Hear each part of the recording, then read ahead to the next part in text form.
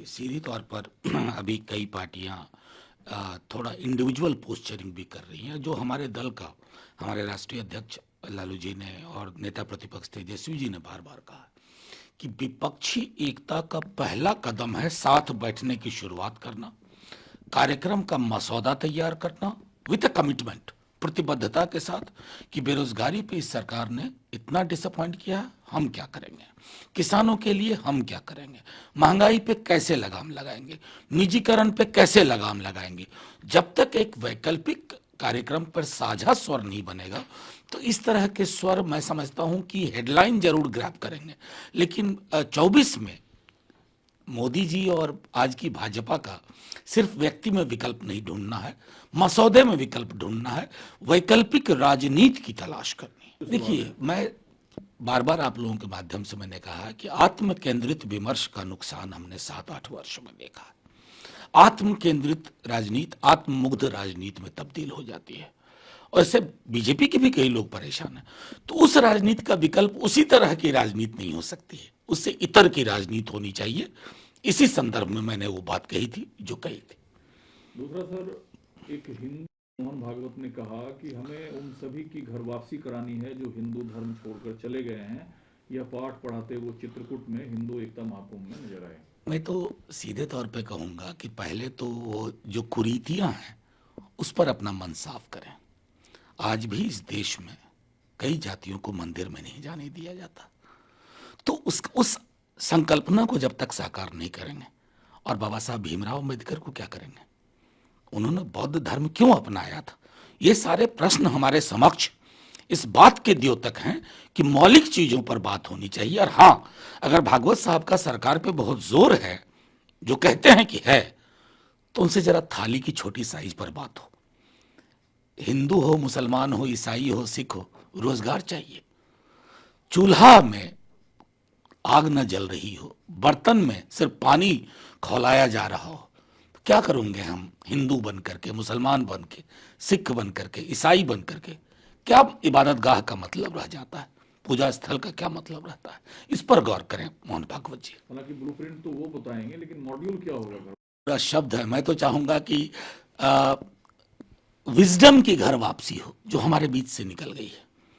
लोग सोचते नहीं है मौलिक मुद्दों पर, राजनीति दिशाहीन सी हो गई। जिस देश में गंगा और सरयू में लाशें तैर रही थी आज से 6 महीना पहले, आप उसको स्मृति लोक में पहुंचाना चाहते हैं, ये नहीं होना चाहिए।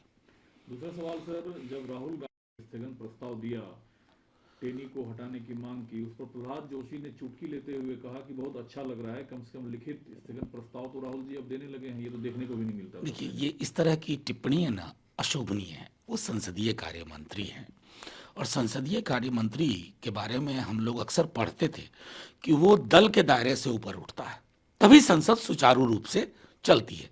चाहे लीडर ऑफ द हाउस हो, पार्लियामेंट्री अफेयर्स मिनिस्टर हो, इनका ये दायित्व होता है। अगर इस तरह की वो टिप्पणी करेंगे तो जाहिर है, आप सब लोग जो कह रहे हैं कि संसद राज्यसभा में क्यों नहीं चल रही है, तो इस तरह के बयानों में भी उसको तलाशिए, क्योंकि इस तरह के बयान संसदीय गरिमा को ठेस पहुंचाते हैं, एक ओछेपन का प्रतीक है। घिरते हुए नजर आ रहे हैं। एसआईटी की जो रिपोर्ट आई है, जब पत्रकारों ने सवाल किया तो उन्होंने आपा खोया, शाब्दिक मर्यादा की सीमा को तोड़ा। क्या आपको लगता है कि उनके ऊपर?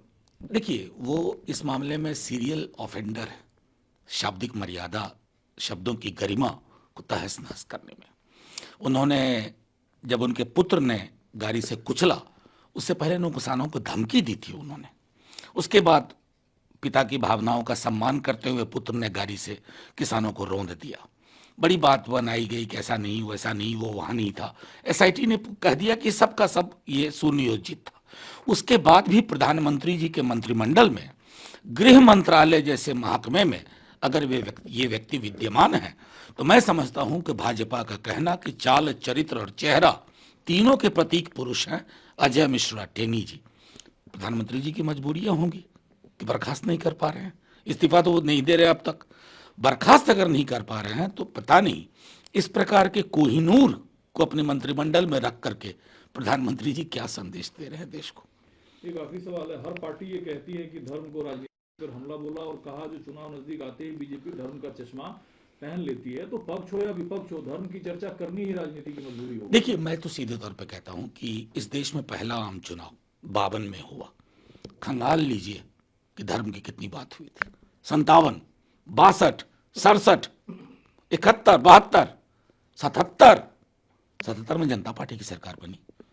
धर्म शब्द का सार्वजनिक व्यक्तिगत आस्था की चीजें सार्वजनिक जीवन में ना आई। इसलिए मैं कह रहा हूं, आजादी का अमृत महोत्सव मना रहे हैं हम, लेकिन हमने उल्टे पांव की यात्रा कर ली है। अंधे गुफे में जा रहे हैं और रोशनी का सुराग नहीं है।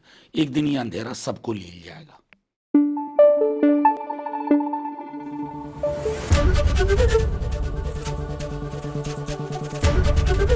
एबीपी न्यूज आपको रखे आगे।